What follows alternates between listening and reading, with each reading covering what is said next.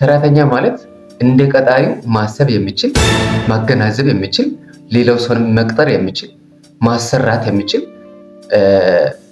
እንደ ቀጣሪው ቀጣሪ ማድረግ የሚችለውን ሁሉን ነገር ማድረግ የሚችል አእምሮ ያለው ሙሉ ሰው ነው።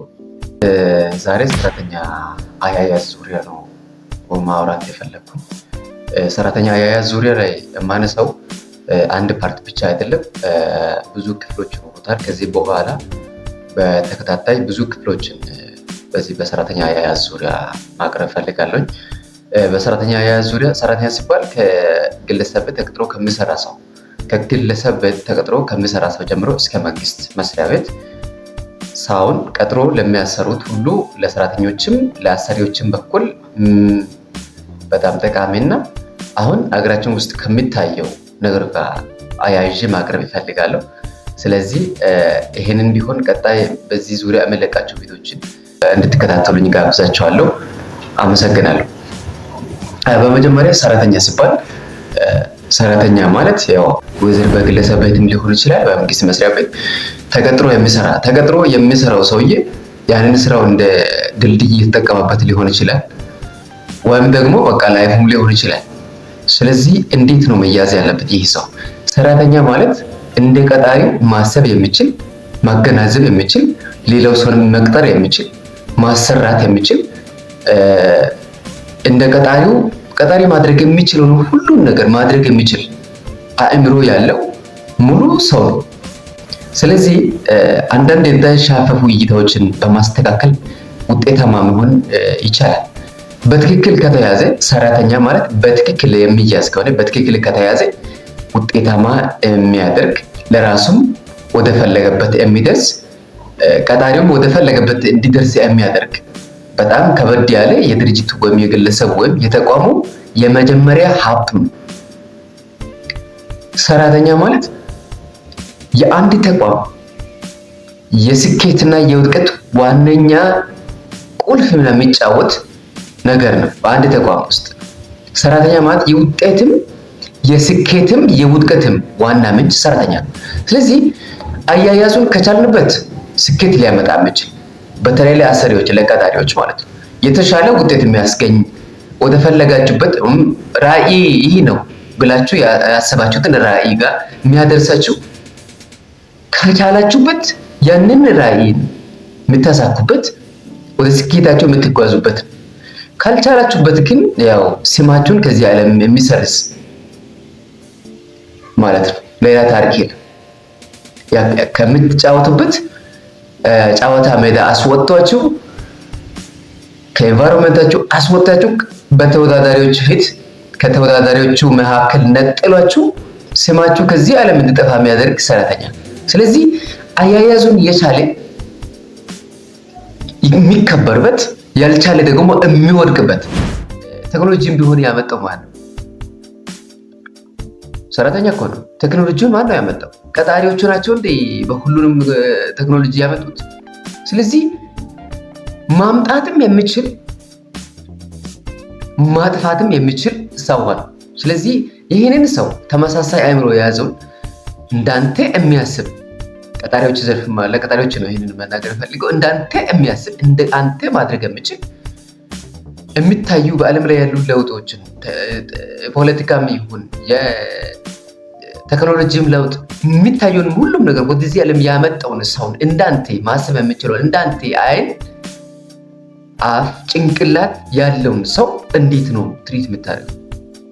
እና አያያዜ ሊጥልም ሊያከብርም ይችላል። ይህን ማንሳት ፈልጋለሁ። ይህንን ስለ ሰራተኛ አያያዝ ሳነሳ ሰው ሀብት አስተዳደር ጋር ነው የሚወስደኝና ሙሉና ሁሉን ያቀፈ የሰው ሀብት አስተዳደር ምን ይዟል የሚለው ጋር ስንነሳ አንድ እንደተስጠው ማግኛ ነው።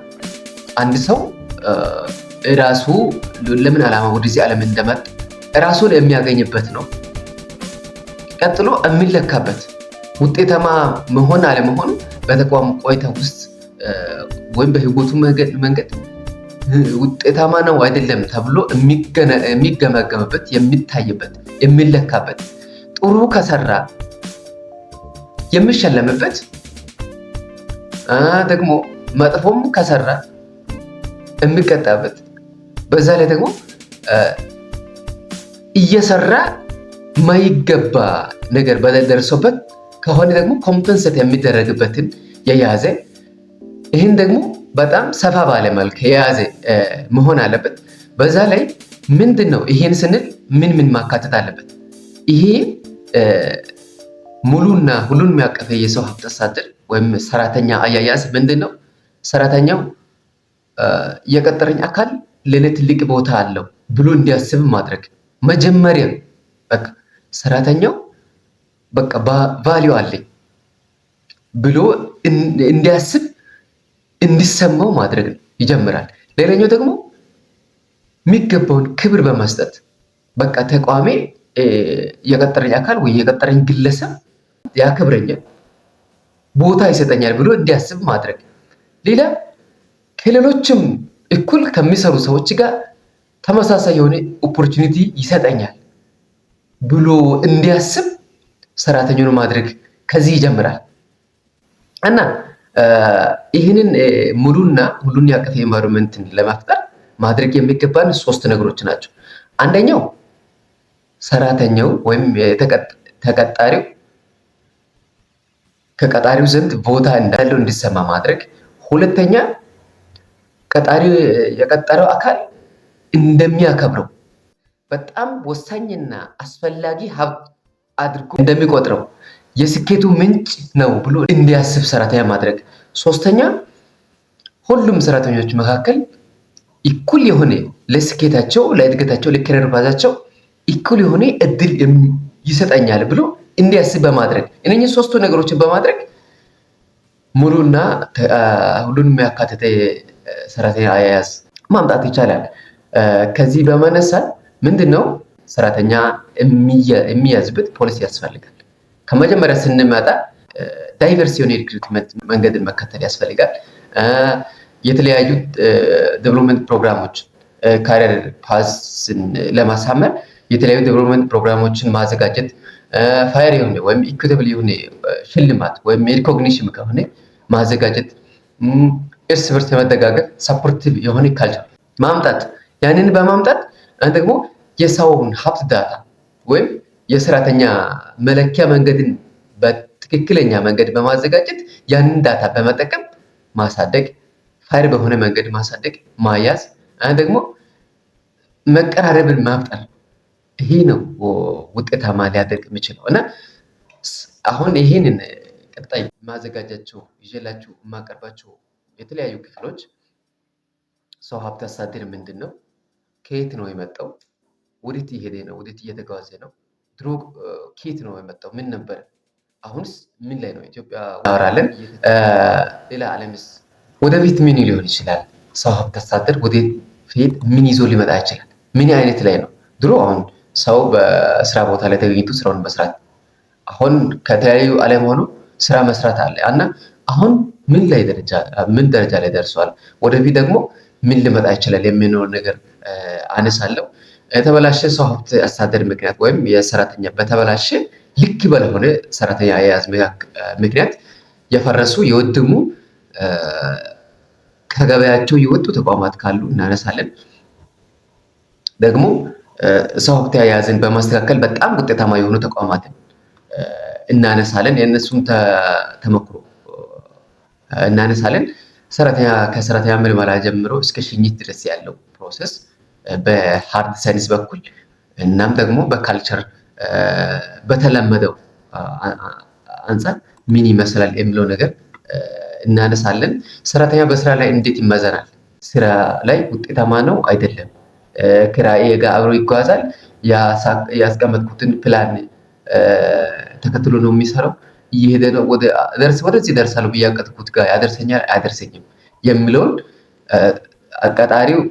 ተቀጣሪውን የሚለካበት መንገድ፣ በተቀጣሪው በኩል ደግሞ ከሪየር ፓዙም እስከሆነ ድረስ ውጤታማ ነው ወይ አይደለም፣ የሆነ ፖዚሽን ላይ ምን ያክል ጊዜ ቆይቷል እና የቆየበት ምክንያት ምንድን ነው፣ ከራሱ በኩል ነው ወይ ከተቀጣሪው፣ ምን አይነት አፕሮች ነው መከተል ያለበት የሚለው ነገር እናነሳለን።